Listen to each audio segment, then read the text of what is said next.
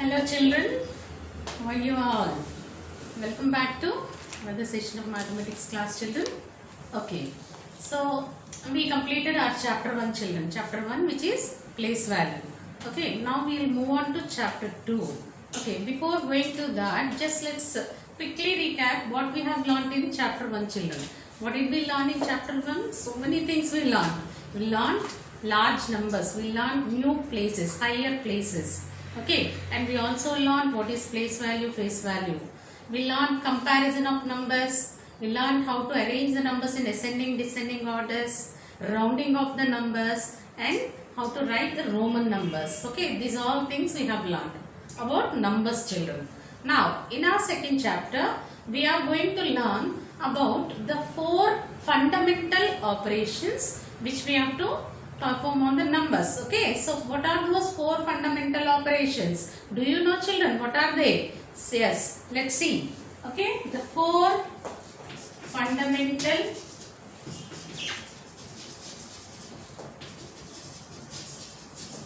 operations.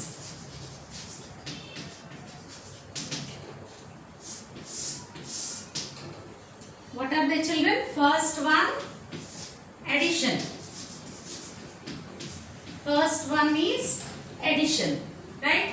Second one, subtraction. Third one, multiplication.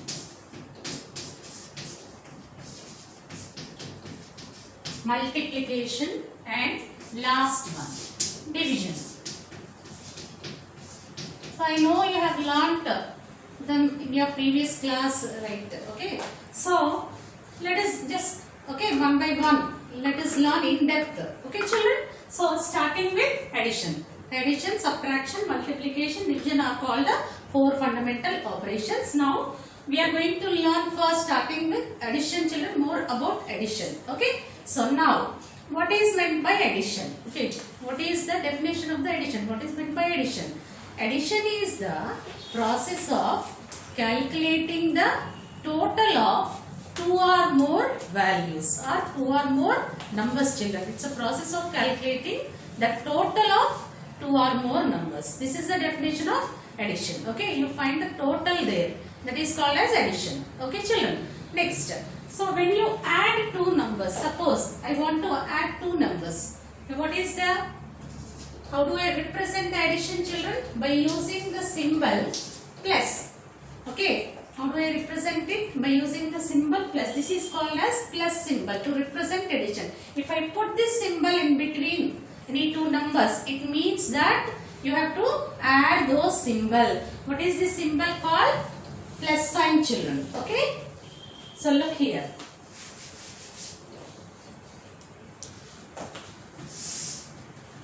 This symbol. This is called as plus symbol or plus sign we say. Okay, it represents addition. Represents addition. Okay children. Now you learn what is addition. Now in so many areas you will be using addition children in your day-to-day life. Okay. See for example, like you have written, suppose let us say you have written your formative assessment exam, formative assessment 1 let us suppose. Okay, so your class teacher, after she gets back all the subject marks, what she will be doing? She will be telling for each and every student their marks in each subject.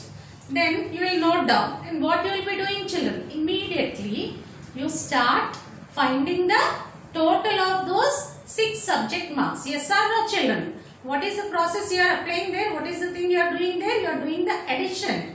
Yes or no? You will calculate the total marks and you are very much interested to know how many marks your friend got and what is the total, highest total in the class. Okay, the process you are applying there is addition children. Yes, one more example let us take.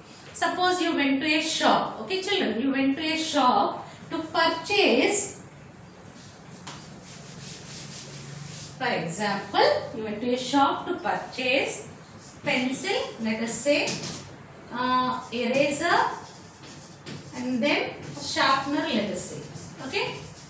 These three things you want to purchase, and you purchase them, and then the shopkeeper tells you the price or the cost of each one. Let us suppose pencil cost is 5 rupees and eraser cost is 3 rupees and sharpener cost, let us say, 4 rupees. Okay children, as soon as the shopkeeper tells you the cost of those three items, immediately what you will be doing? You will be calculating the total of these three items in your mind. Yes or no children? As they are single digit numbers, very easily you can calculate the total. You start adding those three numbers. Why do you do like that? Because you want to know what is the total cost, whether you have that sufficient amount to pay or not. Yes or no? So immediately you start calculating the total amount. Okay, in your mind. What is the total here? 5 plus 3. 5 plus 3, 8. 8 plus 4. Okay, 8 plus 4, 9, 10, 11, 12. Okay, so this is the total you are getting here. So like this, many situations will be there where you are going to apply addition, children. Okay, now let us come back to our example. Here I have added these three numbers and I got this answer. Do you know, there are different terms or names used for the numbers involved in addition, children? Do you know? Yes. See here, what are the three numbers added are called as, what do you call them? Okay, these three numbers which we are adding are called as addends, children. The term used for them is addends. So I am going to call these three as addends. Each one is called as an addend. Suppose one more number I am adding, that is also called as addend. Okay, and in that process I found the total after addition. What do you call this total as? This total or the answer in your addition is called as sum. S-U-M, sum. Addends, okay, and sum. Okay children, these are the two different terms used here in addition. Okay. Okay children, so let us see here the properties of addition. Yes, we have learned what is addition. Now let us see what are the properties of addition. What is the first property? What order property, children? We call it as order property. What does it say? Numbers added in any order are going to will give you the same sum. It means the numbers, if I add them in any order, will result in the same sum, will give you the same answer. Let us take one example and find out. Okay, see here, for example, let me take 43 plus 25 children. Okay, 43 plus 25. Let us start adding these two children. 43 plus 25. Okay, so 5 plus 3 or 3 plus 5 will give me 8. Okay, 8. 4 plus 2 will give me 6. What is the answer I am getting? What is the sum I am getting here? Is equal to 68. Okay, now let us change the order in which we write the number, or change the order of the numbers. What do you mean by order here, children? I have written 43 first and 25 next. So now I am going to change the order. It means I am going to write 25 first and 43 as the second number. Okay, and let us see what is going to happen now. Okay, 25 plus second I am going to write 43. Now let us try to add these two numbers now. Let us arrange them. Okay, 3 and 4. Now see here, 5 plus 3. 5 plus 3, 6, 7, 8. 5 after 3, 6, 7, 8.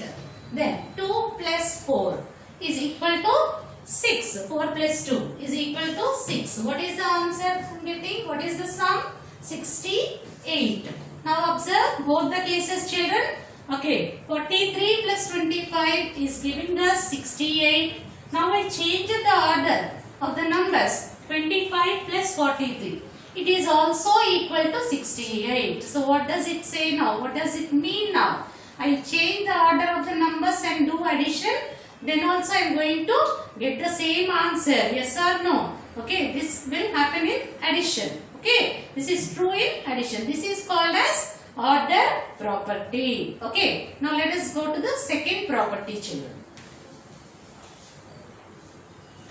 Right, children. Let us see the second property now. Okay. What is the second property? When 1 is added to a number, any number, let it be. Okay. If you add 1 to that number, what is happening? You are going to get the sum. What sum you are going to get? It is the successor of the given number. Whenever you add 1 to a given number, you are going to get its successor. You already learned what is successor and all in the previous chapter, right? So successor is nothing but the next number. Yes or no? Whenever you add 1, you are going to get the successor. For example, let us take 385 is the number, children.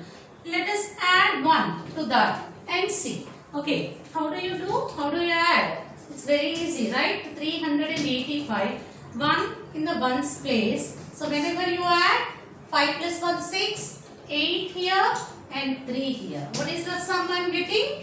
386. So 386, the sum is nothing but the successor of the given number. So whenever you add 1, you are going to get the successor of the given number. This is the second property, children. Next, finally, third property, children. What is the third property? Whenever you add 0 or when 0 is added to a number, the sum is the number itself. Yes, the number itself. Many times you people will be writing the mistake. That is, suppose when you add 0 to a number, you will be writing 0 only. That is wrong, children. Whenever you add 0 to a number, the answer, the sum is the number itself. Whatever number you are taking, that number itself. For example, 42 plus 0 will give the sum 42 only. There is no need to do addition also.